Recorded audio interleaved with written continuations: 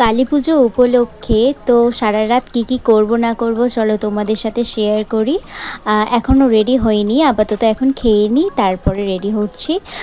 তো তারপর আমি এখানে রেডি হয়েও গেছি। তো রেডিটা খুব ফার্স্টেই বলে রাখি, এটা দুদিনের, মানে শনিবার এবং রবিবারের দুটো জয়েন করে ব্লগ। কারণ শনিবারে কালী পুজো ছিল, বাট যেহেতু বেশিক্ষণের করতে পারিনি, সেই কারণে দুদিনেরটাকে জয়েন্ট করে দিয়েছি। তো চলো, এখানে আমি পুরো সিম্পল, মানে কিছুই মাখিনি, কারণ এত অতিরিক্ত গরম ছিল ধারণা করার বাইরে।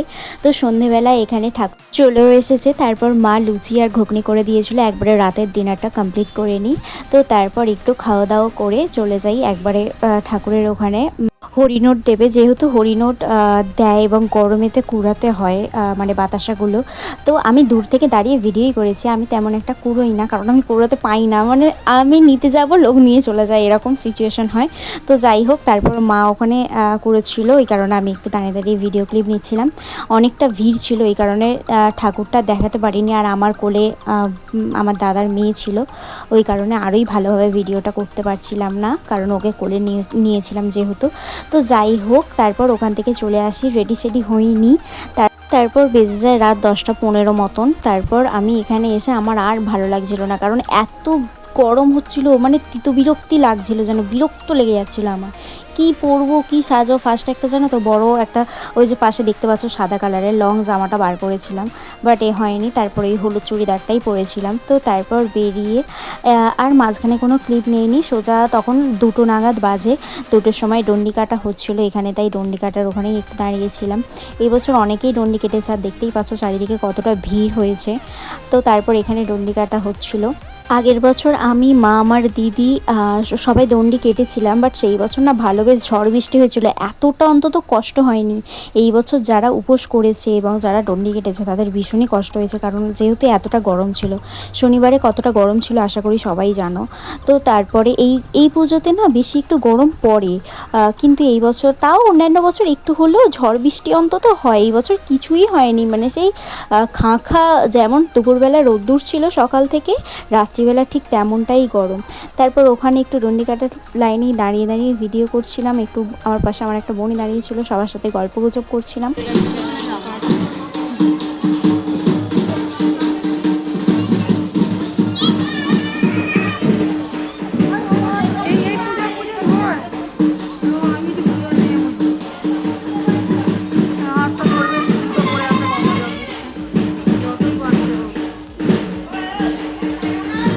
ডন্ডি কাটা হতে হতে প্রায় 3টে নাগাদ বেজে যায়। তারপর এসে শুয়ে পড়ি।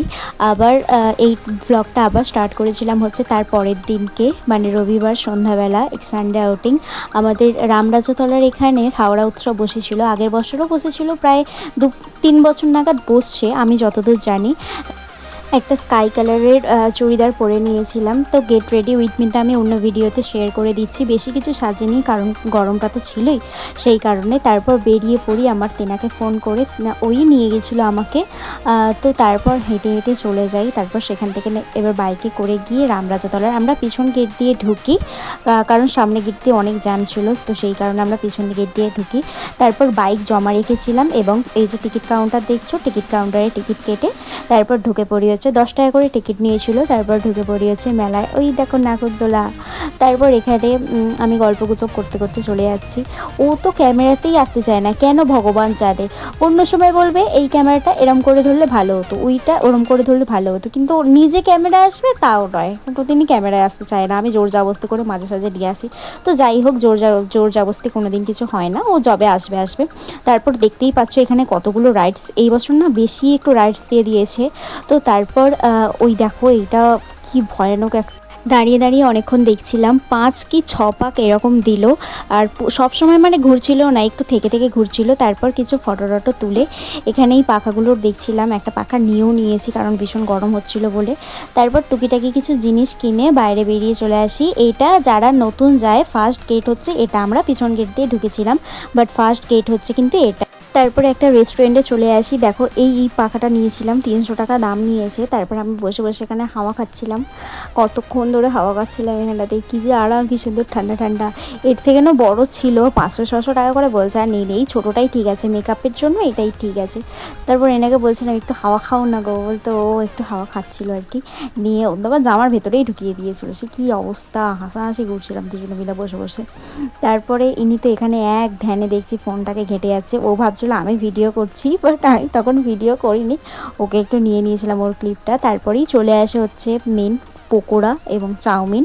আমি বেশি কিছু আর খাইনি, তার মেলাতে কিছুই খাইনি। তার কারণ হচ্ছে আমি এসে আবার গেছিলাম আমাদের বাড়ির সামনেই, বেশিটা দূরে নয়, অন্নকূটে। আমি না খুব একটা অন্নকূট তেমন একটা যাই না, বাট এই বছর কি মনে হচ্ছিল যে না যাই, এত কিছু মানে খেয়ে এসছি পেট ভরা, তাও মনে হলো না যাই, ঠিক আছে যা না খাই না খাবো।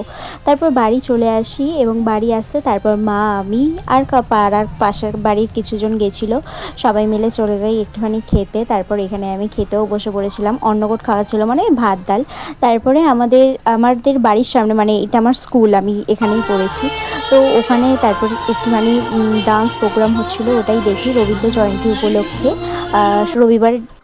তারপর সবাই মিলে গল্প করতে করতে চলে আসি বাড়ি। তো চলো আমি তারপর তোমাদের দেখাই যে আমি ওখান থেকে কী কী কিনেছিলাম। বেশি কিছুই কিনিনি, কিনেছিলাম এই পাখাটা, মেকআপ করার সময় ভীষণ জরুরি একটা জিনিস, আমাকে তিনিই আমার কিনে দিয়েছে, বললো এত মেকআপ ভিডিও করো, তো এই পাখাটা নিয়ে চলো, বেশ ভালো লাগবে, কাজেও লাগবে।